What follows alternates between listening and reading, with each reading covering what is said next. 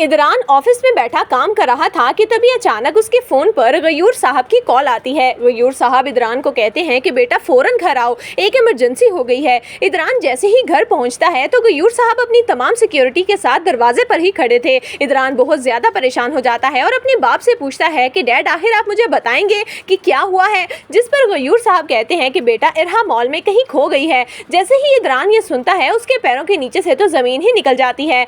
इदरान का सब कुछ उसकी बेटी है और अगर उसकी बेटी को कुछ हो गया तो इदरान जिंदा नहीं रह पाएगा, इसीलिए वो गुस्से से कहता है कि ऐसा कैसे हो सकता है, इरहा तो नैनी के साथ मॉल गई थी। जिस पर गयूर साहब कहते हैं कि हाँ गई तो वो नैनी के साथ थी, लेकिन पता नहीं उस नैनी से हमारी बच्ची संभाली ही नहीं गई। मैं तुम्हें कितनी दफा कह चुका हूँ कि दूसरी शादी कर लो, एक माँ आ जाएगी तो वो इरहा को संभाल लेगी। जिस पर इदरान गुस्से से कहता है कि डैड ये वक्त नहीं है ऐसी बातें करने का, मैं अभी जाकर देखता हूँ कि आखिर इरहा कहाँ गई है। इदरान भागता हुआ मॉल पहुँचता है और अपने सामने सीसीटीवी कैमरास की फुटेज निकलवा कर अपनी बच्ची को ढूंढने लगता है। काफी देर ढूंढने के बाद आखिरकार इदरान को इरहा मिल जाती है। इदरान जब इरहा को लेकर घर वापस आता है तो अपने बाप के पास आकर कहता है, डैड सुबह मैंने आपसे काफी बदतमीजी से बात की, इसके लिए मुझे माफ कर दें, लेकिन जब इरहा गायब हुई तो मेरे दिमाग में बहुत से वसवसे आने लग गए। मेरी पूरी दुनिया मेरी बेटी है। आप ठीक ही कहते हैं कि अगर मेरी दूसरी शादी करने से इरहा की जिंदगी में मसले कम हो सकते हैं तो मैं दूसरी शादी करने के लिए तैयार हूँ।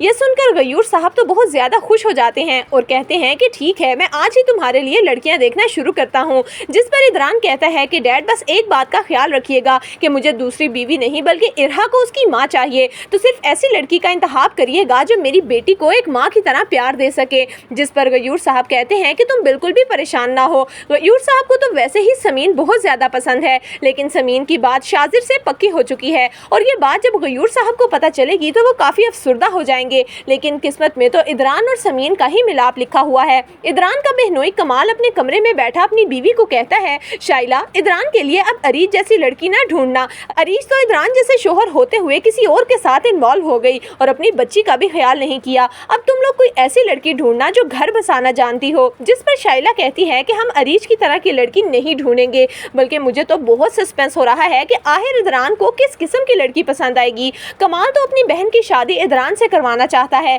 लेकिन इदरान को कमाल की बहन में जरा भी इंटरेस्ट नहीं है। जबकि दूसरी तरफ शाजिर बहुत ही चालाकी से पाकिस्तान से बचकर यूके जाना चाहता है, इसीलिए वो अपने बाप को कहता है, अबू मेरा बिजनेस अभी सेट नहीं हुआ, मैं चाहता हूँ कि आप ये शादी 6 महीने या साल के लिए डिले कर दें, ताकि एक दफा मैं अपने पैरों पर खड़ा हो जाऊँ तो मैं समीन को ब्याह कर घर ले आऊँगा। जिस पर शाजिर का बाप कहता है कि ऐसे कैसे हो सकता है, पहले ही हम 2 साल से समीन को तुम्हारे नाम पर बिठा चुके हैं, अब मजीद शुजात भाई इंतजार नहीं करेंगे। जिस पर शाजिर की माँ भी कहेगी कि शाजिर बिल्कुल ठीक कह रहा है, जब तक मेरा बच्चा सेट नहीं हो जाएगा वो बीवी की जिम्मेदारी नहीं उठा सकेगा। और फिर बाद में शुजात भाई को भी तो यही शिकायत होगी कि शाजिर समीन का खर्चा नहीं उठाता, इसीलिए बेहतर ये है कि हम शादी थोड़ी आगे करवा दें। तो दोस्तों आपके ख्याल में क्या जूली शाजिर को धोखा दे रही है? आपकी इस बारे में क्या राय है, हमें कमेंट्स में जरूर दीजिएगा।